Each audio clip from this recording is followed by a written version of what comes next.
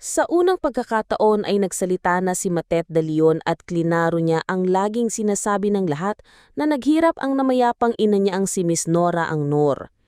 Isa ito sa napag-usapan ni na Matet at financial guro Chinkitan sa YouTube channel nito kagabi.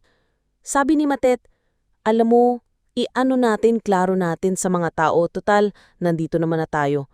Inaano nila ang mami ko, kinakana nila ang hirap, purita nga ang nanay ko.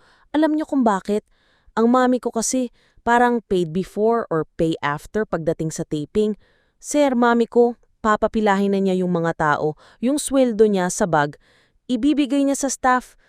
Bukod sa staff, ibibigay niya yung pera niya sa staff. Hindi ito usaping 300 pesos ha? 2,000 o 1,000, sabay muestra ng pamimigay. Pinapapila niya mga tao, cameraman, lahat, staff. Yung mga bata nakikita niya sa set na nanunood, sa tapings, papipilahin niya ang mga yan, bibigyan niya. Paano hindi mauubusan ng nanay ko? Itinutulong niya sa tao.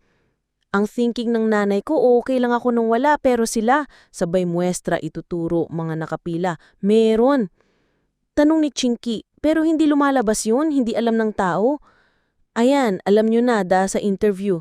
'Di ba? Sana bago mapintasan yung nanay ko na mahirap, bago mapintahan yung nanay ko na walang nangyari sa kanya, hindi man lang nakapag-invest, hindi man lang nakapag-ano, 'di ba?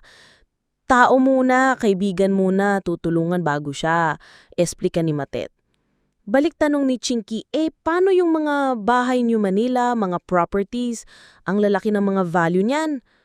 More on ano siya hindi kami pala bili ng bahay, natawa.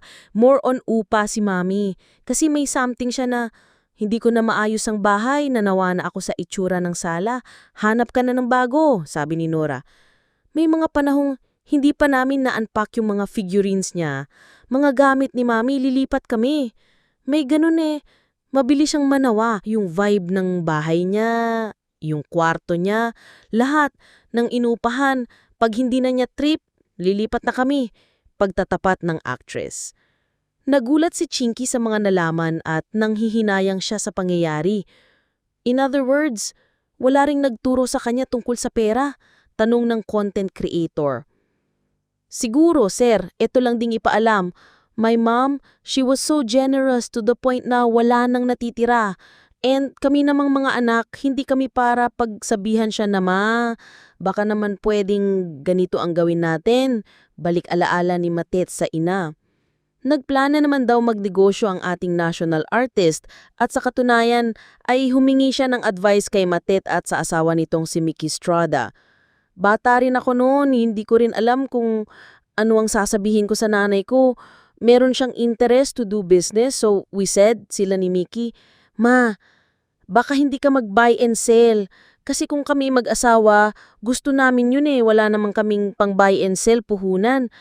Pero ang sagot daw ni Nora, ayaw ko ng buy and sell. Ang tagal ng ROI, return of investment. Pinayuhang magtayo na lang ng gasolinan. Total, mayaman naman siyang nanay, bakit hindi na lang?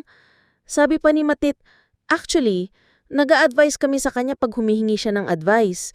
Pero pag hindi humihingi ng advice nanay ko, hindi ko pinakikialaman, baka magalit sa akin. Haha, ang paulit-ulit na paglalarawan ni Matet kay Nora, she's very generous. She's very, very generous.